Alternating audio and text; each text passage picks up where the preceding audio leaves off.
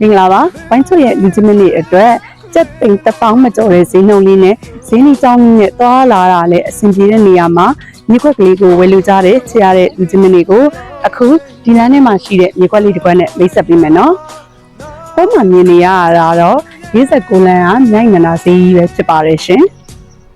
လမ်းသားကလည်းမြင်တဲ့အတိုင်းအကျယ်ကြီးပါပဲနော်ကျောင်းချပေးမဲ့မြေခွက်ကလေးကတော့ဒီမြေခွက်လေးပဲဖြစ်ပါတယ်ရှင်တွဲပေကျယ်လေးကတော့မျက်နှာပွင့်ကပေ20နောက်ကိုပေ60 60အကျယ်ဝန်းလေးရှိပြီးအလှည့်လေးကတောင်ဘက်ကိုလေးထားတာပါရှင်တွဲတင်နေရလေးကတော့49လမ်းနဲ့114လမ်းရဲ့အနီးမှာတည်ရှိတဲ့မြေခွက်လေးဖြစ်ပါတယ်